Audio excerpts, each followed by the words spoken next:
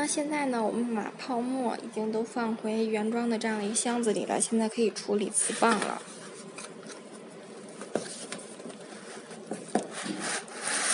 可以看到这个盒子打开呢，里面是有一套工具的，安装磁棒用的螺丝和一个扳手。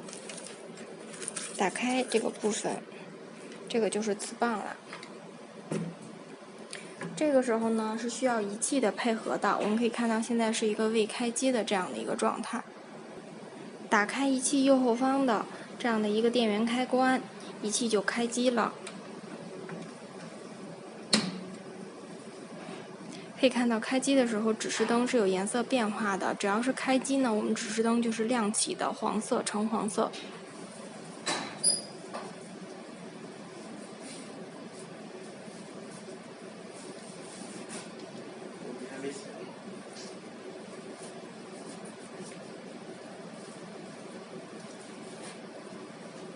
看到开机的时候会有一个仪器的自检的一个过程。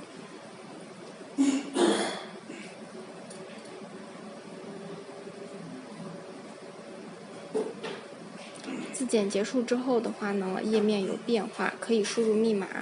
原始输入密码呢是6个0。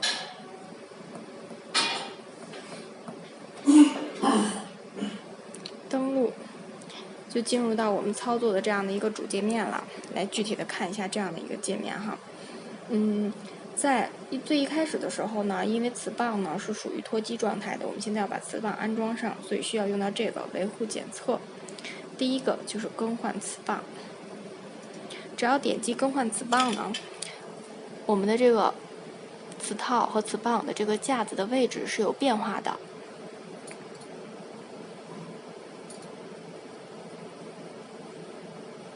它这个变化结束之后，我们就可以开始更换磁棒了。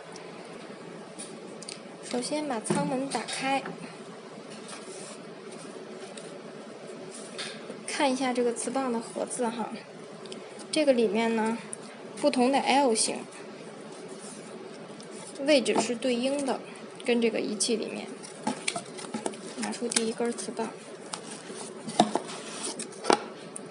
可以看到哈，它这个 L 型磁珠的磁棒，它这个安装螺丝的位置，跟这个架子上面的安装螺丝的位置是恰好对应的。这2根磁棒呢是安装在这一侧的，只要对准卡位推进去就可以了，轻轻的推，非常灵活的。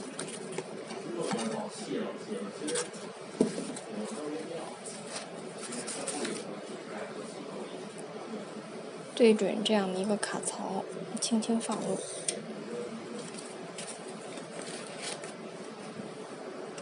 最后一根。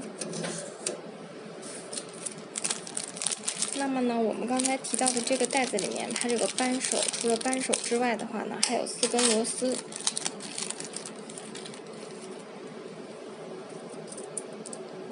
螺丝放在相应的位置，用扳手拧上。